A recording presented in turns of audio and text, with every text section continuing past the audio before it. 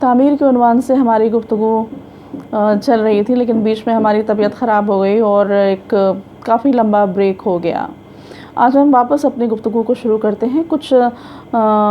हमारी गुफ्तगू social welfare के ताल्लुक़ से थी, कुछ चीज़ों पर हमने डिस्कस किया था और इसी सिलसिले में आगे हमको फैमिली पर भी डिस्कस करना था और रिलीजन को भी डिस्कस करना था सोशल वेलफेयर के ताल्लुक़ से।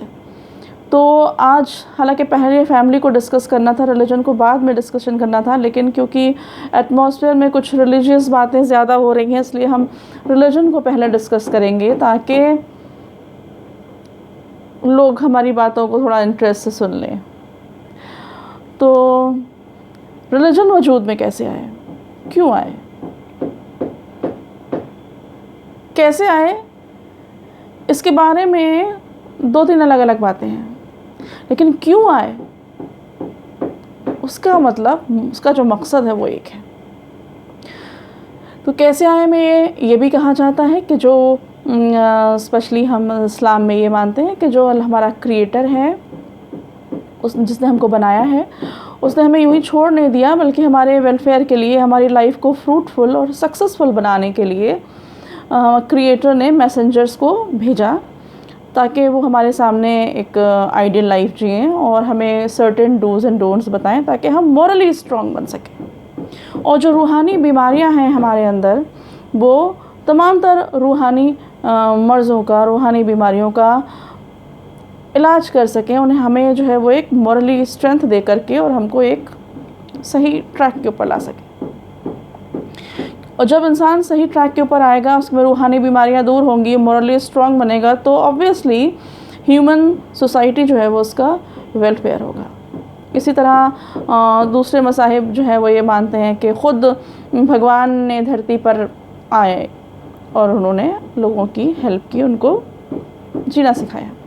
इसके अलावा जो बात कही जाती है रिलीजन के वजूद में, वो ये कि जो जैसे जैसे इंसानी आबादी बढ़ी, तो जो आसपास के लोग थे उन्होंने कॉमन वे ऑफ लाइफ को अडॉप्ट किया और इस तरह रिलीजन वजूद में आए। तो चाहे कोई भी बात हो, चाहे आप ये मानिए, चाहे आप इसको मानिए कि ख़ुद भगवान आए, चाहे आप इसको मानिए कि कॉमन वे ऑफ लाइफ लोगों ने मिल के अडॉप्ट किया, और चाहे हम ये माना जाए कि मैसेंजर्स ऑफ गॉड के ज़रिए हुआ ये, तो चाहे तीनों में से कोई भी बात आप बिलीव कीजिए किसी भी चीज़ को, लेकिन मकसद एक था।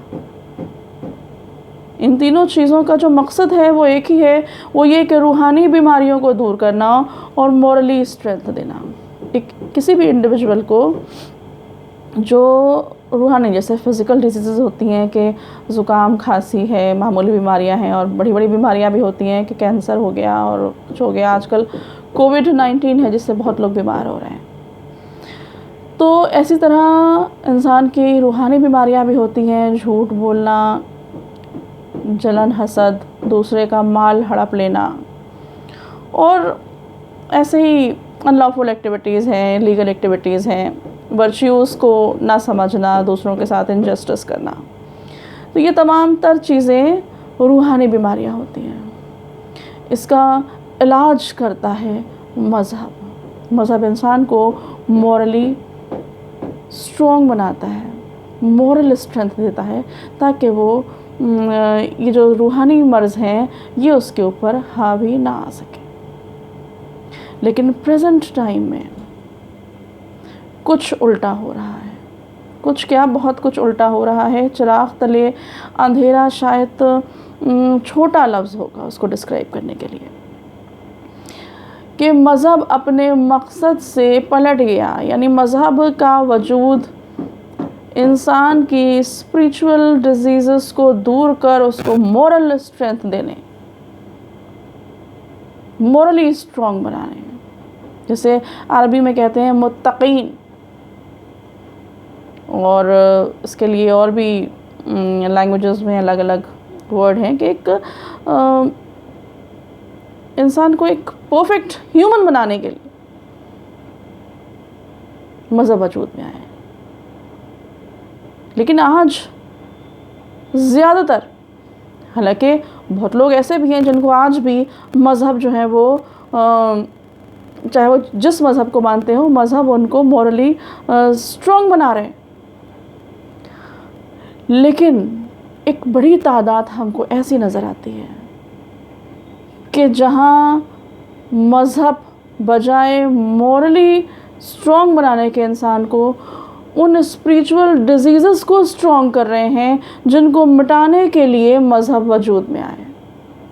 तो ये बात बहुत अफसोसनाक है।